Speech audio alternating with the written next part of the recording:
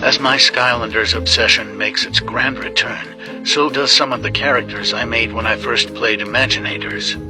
So here's one of them. Syrablast was originally an elf soldier tasked with protecting the enchanted elven forest.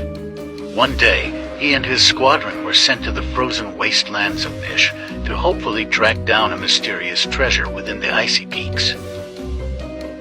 Yet as they were making their way up a mountain, they were suddenly overwhelmed by a pack of ice ogres, forcing the squadron to retreat. Unfortunately, Syro was wounded and became stranded on the mountain, helplessly watching his friends having to flee from the danger despite their efforts to fight the ogres off. No one quite knows how long Syro was there on that mountain, becoming frozen alive by the intense cold. It wasn't until Sensei Kingpin found the soldier sticking out of the snow, lying motionless. Frantically, the Penguin Master freed him from the ice and brought him to the academy to find warmth once again and be revitalized with the power of mind magic. Upon waking up, Syrablast was not the elf he was anymore, having been transformed by the magic that had enveloped him. As his strength returned, it was clear his will to fight for good had never faded, for now he trains with the Senseis to fight evil alongside them. Syrablast may not remember much from his past as an elf, but he hopes one day he may finally become strong enough to finish what he started on that icy mountain so long ago.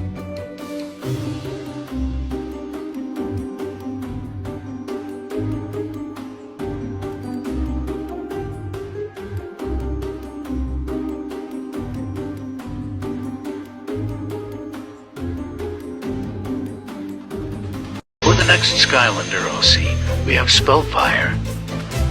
Born in the heart of a raging volcano, Spellfire is a powerful sentient flame who burns with the very might of what created her.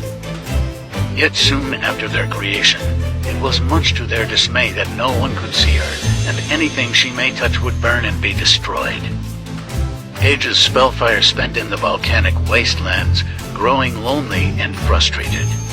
As a sentient flame, she barely had a physical form, burning and burning longingly with nothing and nobody to use her power for. That was until an unknown fire sensei approached her, the only person who was able to see and perceive Spellfire for what they are. For they had been observing them for a while, and wanted to ease her frustration. The unknown sensei presented Spellfire with a magical suit of armor for her and her only. Forged from volcanic lava with the power of mind magic, it is the only thing able to contain her immense power and allow her to use it safely. At last, she could interact with the world and others around her and leave the wastelands she had been limited to for so long. They eventually took up the bow and arrow, as seeing explorers occasionally using them fascinated her. Soon, she found Master Ian and the Senseis, and now trains with them in the conquest against evil. They're an energetic fighter who will fiercely assist her teammates in battle with a blazing glory. Yet the question remains, who was it that gave Spellfire her armor? Spellfire later returned to the volcano to thank them, only for no trace of them to remain. And Ian doesn't recall appointing a fourth sensei of the fire element. So who were they really, if at all?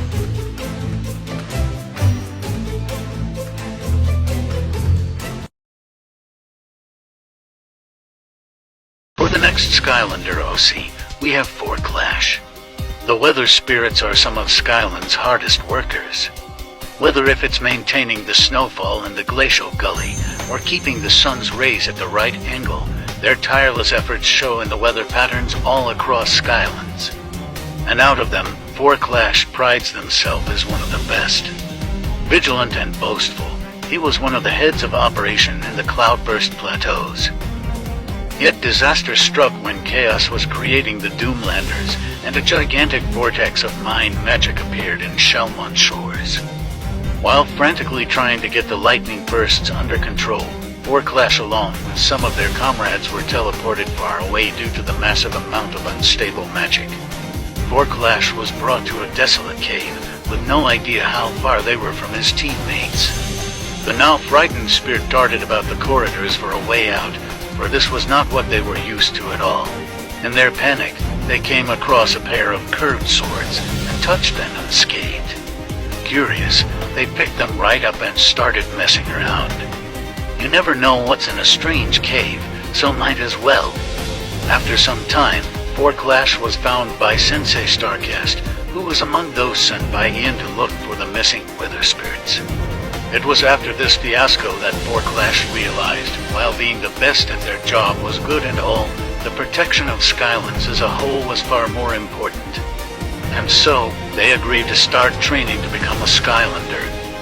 Despite swordplay not being something they were used to, they quickly warmed up to the art of combat and life at the Skylander Academy.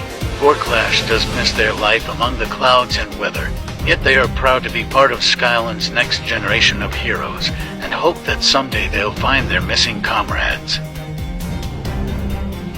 For the last Skylander OC, we have Raystrike. Raystrike was a princess born to a royal family of renowned sorcerers. Being the youngest and most timid out of her siblings, she was often subject to mockery from them. Nevertheless, she sought to become powerful like her elders by training in the ways of the newly rediscovered light element. For years she put up with belittlement. That was until she reached near adulthood. It was family tradition to marry around this age, and she was coerced to marry a sparrow she had never met. That was the final straw. Thus Raystrike finally left for the world, vowing to prove herself someday, but her iffy upbringing left her with very little self-esteem. During her escapade to hone her skills alone, she was caught off guard by a squadron of Greebles. She cast a teleport spell out of panic, for it to bring her right to the doorstep of Skylander Academy.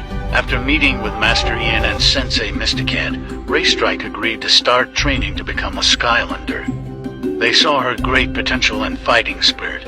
All she was missing was courage. It will be a long road for her to overcoming her self-doubt.